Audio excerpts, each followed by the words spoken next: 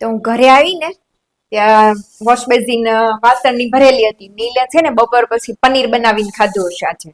ઈ ઓલું olive oil હોય ને એમાં નાખીને સાતળીને પછી એમાં શેઝવાન ને ઓરેગાનો ચીલી ફ્લેક્સ એવું બધું મસાલા નાખીને ઈ પનીર બનાવીને રોટે ખાઈ લઈ પછી જીમમાં જાય.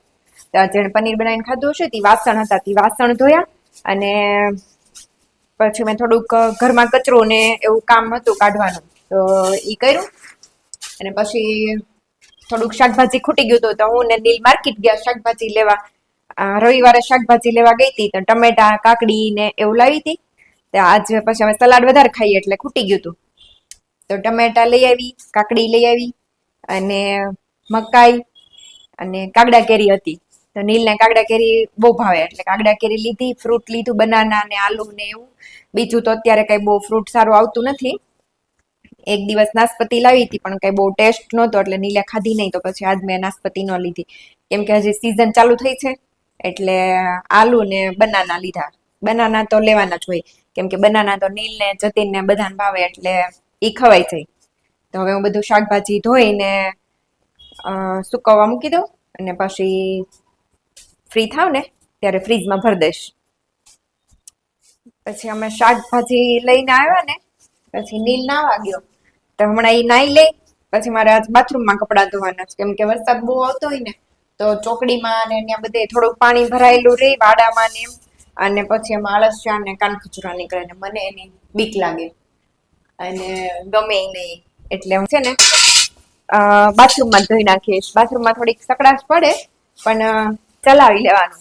બસ મશીનમાં કોરા કરવા તો પાછા બહાર નાખી આવીશ. મશીન બહાર પડ્યું છે એટલે આ બધી શાકભાજીની કોથળીઓ હોય ને એ હું સાચવીને જો અહીંયા એક મોટું બાસ્કેટ છે ને ભરેલું રાખવું કેમ કે અમે પાછું કચરો અહીંયા આ મિની ડસ્ટબિનમાં આમાં નાખીએ તો આ ડબ્બાને છે ને મેં કોથળી પહેરાવેલી હોય બધી શાકભાજીની કોથળી રોજ નીકળે એ હું સાચવી રાખું એટલે રોજ એક એને ચેન્જ કરવા થાય. એમાં કોથળી તો પહેરાવવી જ પડે નહીં ત્યારબાદ ડસ્ટબિન ખરાબ થયા કરે એટલે ત્રણેય ટાઈમ કચરો ભરાઈને હમણાં જમીન ફ્રી થશું ને એટલે એ કોથળી હોય ને સીધી કાઢીને બહાર કચરા પેટી છે ને મોટી એમાં નાખી આવવાની એટલે અહીંયા મચ્છર ને એવું ન થાય અને મારા ઘરે બહાર નાખવા ન જવું પડે. તો બધું શાકભાજી ધોઈને હું અહીંયા કપડા ઉપર સૂકવી દઉં પછી સુકાઈ જાય ને એટલે નવરા થઈને ફ્રીજમાં ભરી દઈશ. બધે બહુ વરસાદ આવતો હતો ને તો બધું બહુ ભીનું ભીનું ને એવું હતું. શાકભાજી કઈ બહુ હતું નહીં એટલું બધું ને અમારે ટમેટા ને કાકડી તો બહુ જોઈએ કેમ કે સલાડ તો બપોરે સલાડ ખાવાનું હોય હારે અને રાત્રે ખાવાનું હોય તો મેં ટમેટા તો વધારે જ લઈ લીધા અને કાકડી લઈ લીધી. જો મેં અહીંયા બધું શાકભાજી ધોઈને નીતરવા મૂકી દીધું છે ને કોથમરી લાવી હતી પણ કોથમરી ધોઈ નાખી તો ખરાબ થઈ જાય એટલે કોથમરી છે ને મેં આમનામ દાંડલા ને એવું તોડીને સાફ કરીને પછી કપડામાં વીંટીને મૂકી દીધી છે. એ હવે જ્યારે યુઝ કરવી હોય ને ત્યારે એમાંથી ધોઈને વાપરવાની કેમ કે ઓલરેડી વરસાદના પાણીથી થોડીક પલ્લી ગયેલી તો હતી જ એટલે અને આ બધું શાકભાજી તો કઈ બગડે નહીં એટલે આને ધોઈને નીતરવા મૂકી દીધું છે. પછી હવે ફ્રી તો થઈ ગઈ છું પણ નીલ છે ને નાવા ગયું છે બાથરૂમ એક જ છે. હવે નાઈન નીકળે પછી હું બાથરૂમમાં કપડાં ધોવા બેસીશ તો ત્યાં સુધીમાં પોતા મારવાનું બાકી છે તો હું પેલા પોતા મારી દઉં. કચરો તો છે ને મેં પાર્લરથી આવીને પેલા કાઢી નાખ્યું હતી જીમમાંથી આવ્યો નહોતો ને તો એટલે પોતા મારતા તો હવે કઈ વાર નહીં લાગે તો હું પેલા પોતા મારી દઉં પછી કપડાં ધોવા બેસું. ત્યાં નીલ નાઈન બહાર નીકળી હું ફ્રી થઈ ગઈ છું.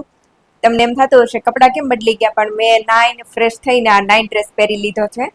તો હું છે ને જમીને બધું કામ પતાવીને ફ્રી થાવ વાસણ ને ઉટકી લઉં પછી મારે છે ને પાર્કિંગમાં રોજ 20 થી 30 મિનિટ ચાલવાની ટેવ છે. રોજ અડધો કલાક જેવું ચાલું પણ અત્યારે વરસાદ આવે છે એટલે પાર્કિંગમાં તો પાણી ભરાયેલું હોય. પાર્કિંગ છે ને મારું ખુલ્લું છે એટલે સીધું પાણી ત્યાં જ પડે. નગાસીનું પાણી તે પાર્કિંગમાં પડે એટલે આખું પાર્કિંગ પાણી પાણી હોય એટલે અત્યારે તો કઈ ત્યાં ચલાય એવું હોય નહીં તો હું ઘરમાં જ ચાલું.